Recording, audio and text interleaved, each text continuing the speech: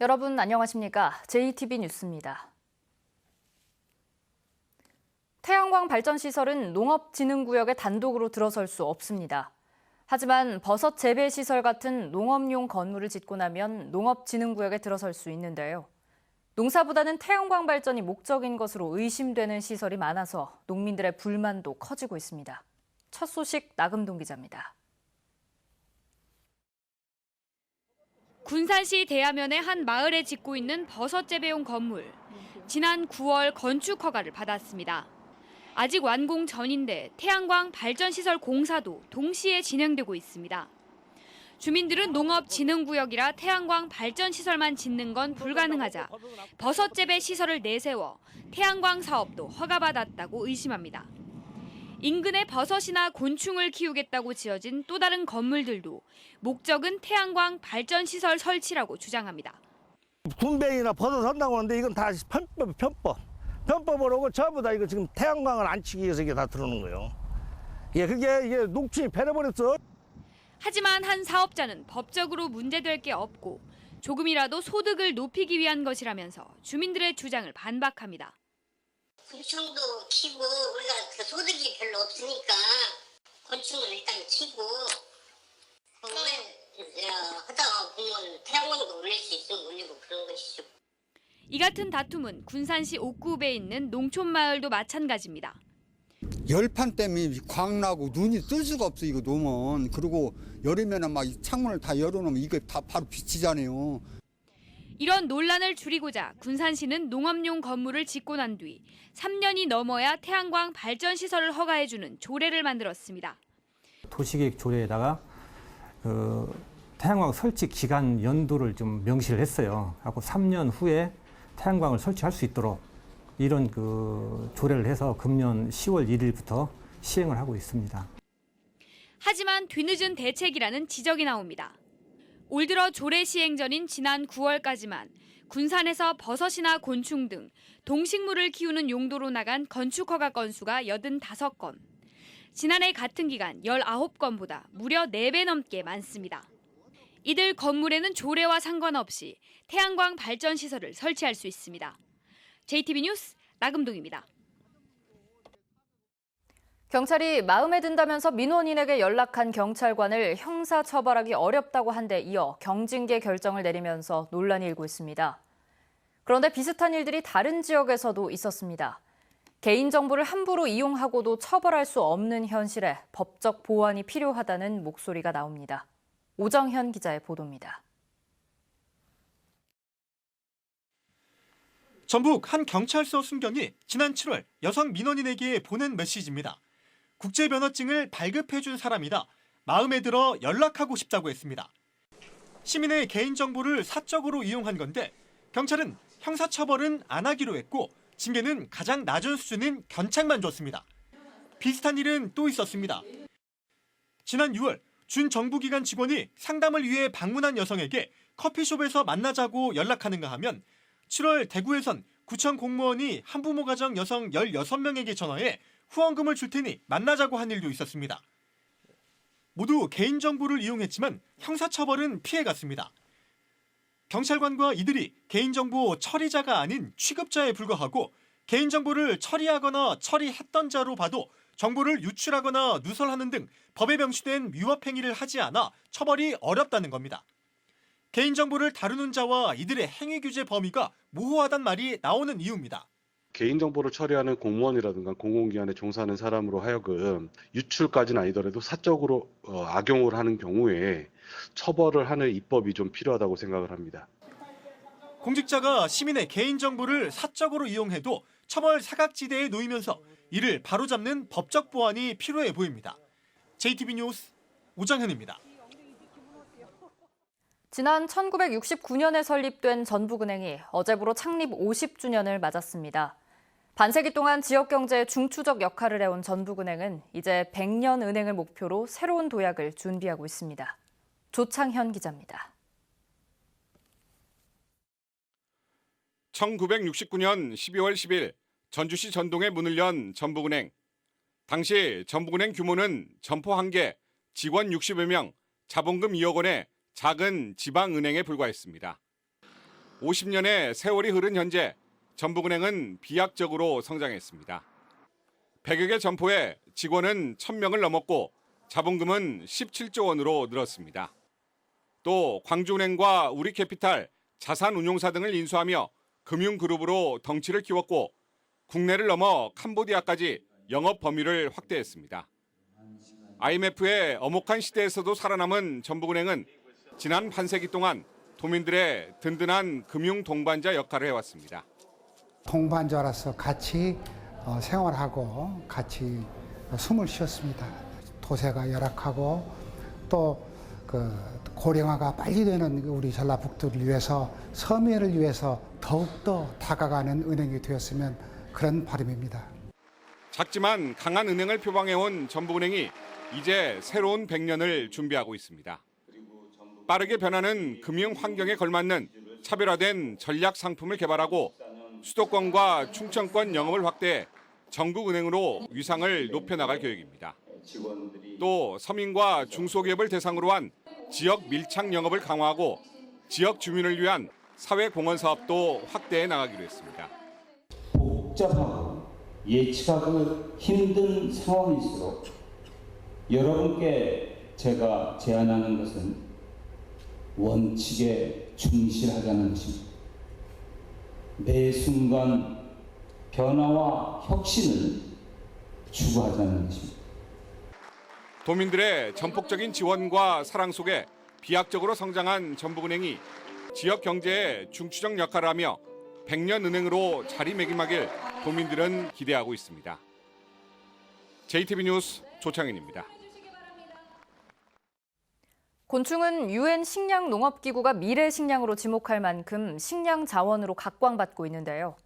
장수군이 곤충 산업을 활성화하기 위해 식용곤충 종자 보급소를 만들었습니다. 송창용 기자입니다. 장수군이 농촌진흥청의 지원을 받아 식용곤충 종자 보급소를 만들었습니다. 식용곤충 종자 보급소가 문을 열면서 곤충의 품질이 균일화되고 생산 또한 안정될 것으로 기대됩니다. 정충을 생산하기 위한 사육시설과 장비 등 최적의 기반 조성으로 우량 정충의 연중 대량 생산이 가능해질 것으로 기대합니다. 남원시 보건소는 내년 2월까지 경로당을 순회하며 치매 예방교실을 엽니다. 치매 예방교실에서는 치매 예방교육과 검진이 실시되고 진단 결과에 따라 관리비와 물품이 지원됩니다. 어르신들에게 다양한 프로그램을 제공하여 치매를 예방하고 건강한 노년을 즐길 수 있도록 하겠습니다. 부안군이 미래 먹거리를 발굴하기 위해 푸드플랜 용역에 착수했습니다. 부안군은 푸드플랜을 수립하고 정책을 추진하면서 주민의 의견을 적극 반영하기로 했습니다. 순창군이 오는 23일부터 30일까지 행복주택 26가구에 입주할 입주자를 모집합니다. 입주 신청은 예비부부나 혼인기간이 7년이 안 된 신혼부부가 할 수 있습니다. JTB 뉴스 송창용입니다. 전라도의 내년도 국가 예산이 올해보다 무려 5,300억 원이나 늘어난 7조 6,058억 원 규모로 확정됐습니다. 전라도는 국회 예산 심의 단계에서 국가 예산이 대폭 늘어나 새만금 국제공항과 신항만, 잼버리 대회 기반 조성 등 핵심 현안이 한층 속도를 낼 수 있게 됐다고 밝혔습니다. 또 홀로그램 사업 150억 원을 비롯해 320개 신규 사업에 4,300억 원이나 반영돼 향후 본 사업이 진행될수록 큰 폭의 증액이 가능하게 됐습니다. 이처럼 국가 예산이 크게 호조를 보인 것은 전북 의원이 3명이나 포함된 4+1 협의체 중심으로 최종 협상이 진행되면서 전북의 요구가 대폭 수용됐기 때문입니다. 새만금 사업 활성화와 완궁 축산단지 매수기한 연장 등의 내용을 담은 새만금 특별법 개정안이 국회 본회의를 통과하지 못했습니다. 어젯밤 여야는 국회 본회의에서 내년도 예산안을 처리했지만 새만금 특별법 개정안을 포함한 100여 개의 비쟁점 법안을 처리하지 않았습니다. 다만 더불어민주당의 요구로 오늘부터 임시국회가 열릴 예정이어서 새만금 특별법 개정안이 올해 안에 처리될 가능성은 남아 있습니다. 익산 장전마을 주민과 시민단체들이 KTNG 서울 본사에서 집단 암 발병과 관련해 KTNG의 책임을 촉구하는 규탄 대회를 가졌습니다. 익산 장전마을 주민과 시민단체는 집단 암 발병의 원인이 담뱃잎 찌꺼기인 연초박으로 드러난 만큼 2009년부터 2,200여 톤의 연초박을 배출한 KTNG도 책임에서 자유로울 수 없다며 주민 고통을 외면하지 말고 공식 사과와 함께 피해 대책을 마련하라고 촉구했습니다. 환경부 역학조사 결과 익산 장전마을 인근 비료 공장에서 연초박을 불법으로 가공해 비료를 만드는 과정에서 주민 22명이 암에 걸려 14명이 숨진 것으로 드러났습니다.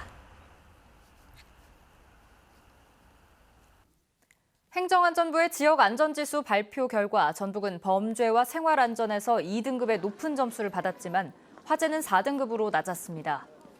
전라도는 지난해 상대적으로 범죄와 생활안전 사고가 줄어 각각 2등급을 받았지만 화재의 경우 군산 유흥주점 방화로 3명이 숨져 4등급으로 한 단계 하락했다고 밝혔습니다. 전북의 전체 지역안전지수는 17개 광역자치단체 가운데 5위로 평가됐습니다. 교육부가 대학평가 때 학생의 충원율 배점을 높여 대학들의 정원 감축 압박이 커지게 됐습니다. 교육부는 내후년 대학평가에서 신입생과 재학생의 충원율에 대한 배점을 10점에서 20점으로 높이기로 했습니다.